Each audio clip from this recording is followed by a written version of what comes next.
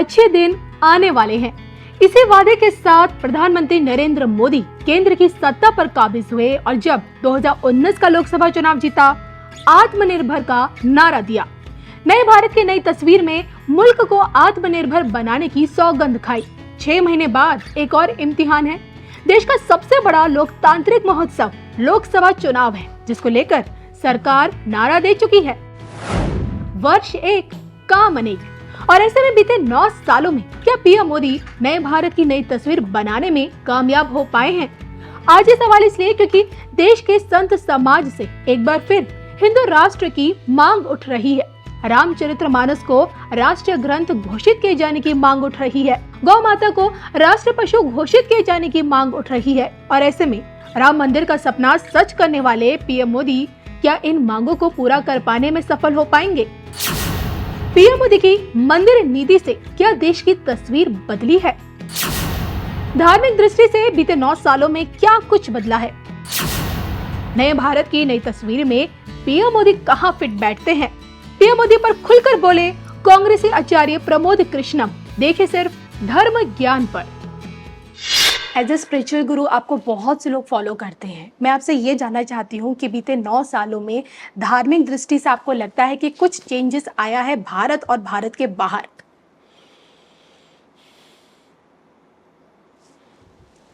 देखिए, आप बार बार फिर वहीं लाना चाहती हैं। आप ये कहना चाहते हैं कि सनातन धर्म की वजह से बीजेपी नहीं है, बीजेपी की वजह से धर्म है। तो ये ठीक नहीं है। किसी एक बीजेपी का जन्म कब हुआ? 1980 में। बीजेपी की उत्पत्ति 1980 में, धर्मादिकाल से। तो भाजपा धर्म की वजह से है, धर्म भाजपा की वजह से नहीं है। धर्म कल भी था, धर्म आज भी है, धर्म कल भी रहेगा। सत्य कल भी सत्य था, आज भी सत्य है, कल भी सत्य रहेगा। अगर कोई राजनीतिक दल ये समझ बैठता है कि भगवान ही उसकी वजह से, तो उनका भगवान मालिक है। मैं ऐसा मानता हूं कि राजनीतिक दलों की वजह से धर्म का अस्तित्व नहीं है। धर्म को राजनीतिक सत्ता पाने का हथियार बना लेना ये उचित नहीं है। यानी कि भाजपा धर्म से नहीं है, ये तो आपने मुझे बता दिया। नहीं, भाजपा धर्म से है, धर्म भाजपा से नहीं है। चलिए ये मैं समझ गई। लेकिन फिर क्यों भाजपा के लोग? नहीं, मैं तो कांग्रेस को भी कहता हूँ।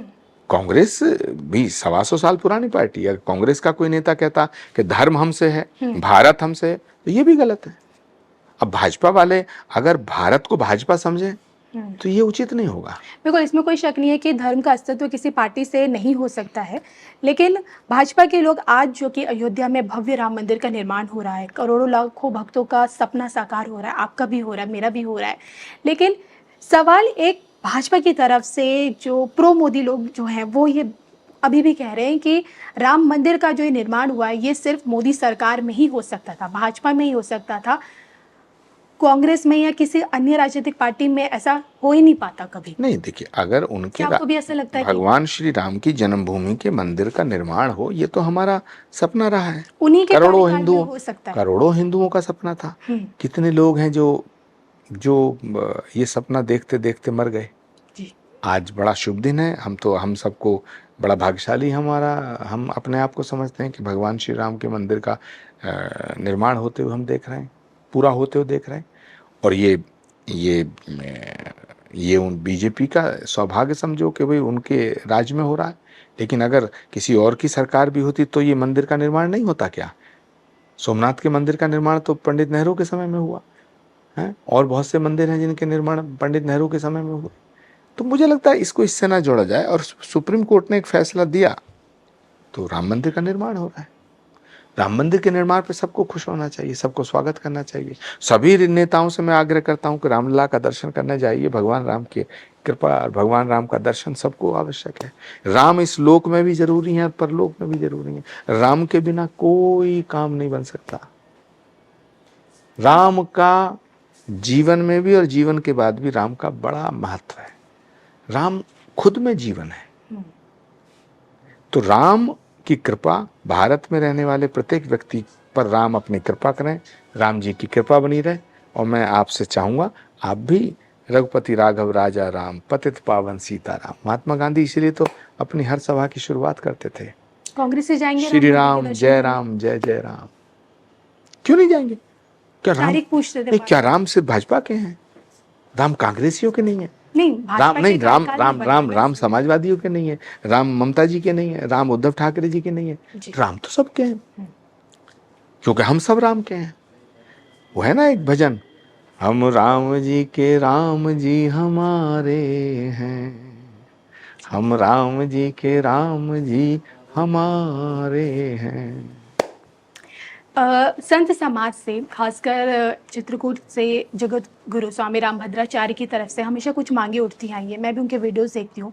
पहली मांग उनकी ये है कि रामचरितमानस को राष्ट्रीय ग्रंथ घोषित किया जाए, गौ माता को राष्ट्रीय पशु घोषित किया जाए। क्या आपको ऐसा लगता है क्या ये होना चाहिए, और क्या ये प्रैक्टिकल है हमारे देश में? क्योंकि भारत की हमेशा एक धर्मनिरपेक्ष वाली छवि रही। देखिए, जगतगुरु रामभद्राचार्य बड़े विद्वान मनीषी हैं जी। और बहुत ही मैं उनका सम्मान करता हूँ, और वो तो मोदी जी के बड़े करीब हैं, तो उनकी मांग पर मोदी जी को विचार करना चाहिए। क्या ऐसा मुमकिन है? ये तो मोदी जी बताएंगे। ये तो रामभद्राचार्य जी से आप पूछिए कि उनकी मांग अनुचित है उचित, और अगर उचित है तो देश की सरकार को पूरा करना चाहिए। संत समाज हिंदू राष्ट्र को लेकर जो बागेश्वर धाम ने और अलग अलग लोगों ने, जो संतों ने जो एक अभियान छेड़ा हुआ है, उसको लेकर मैं आपसे जानना चाहूँगी कि क्या भारत हिंदू राष्ट्र घोषित हो सकता है? क्या ये प्रैक्टिकल है जो देश का संत समाज इसको लेकर जो अभियान कर रहा है?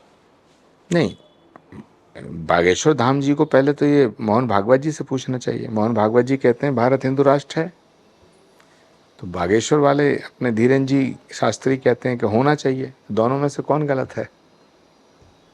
लेकिन पासपोर्ट नहीं, देखें ना, अब मोहन इंडिया का भागवत पासपोर्ट देखेंगे, उसमें लिखा था रिपब्लिक ऑफ मेरा इंडिया। सवाल आप, मेरे सवाल को आप इधर उधर मत ले जाइएगा। धीरेन्द्र शास्त्री जी मोहन भागवत जी से पूछें। यदि मोहन भागवत जी कहते हैं कि ये हिंदू राष्ट्र है, हिंदुस्तान में पैदा होने वाले सब हिंदू हैं, तो हिंदू राष्ट्र है।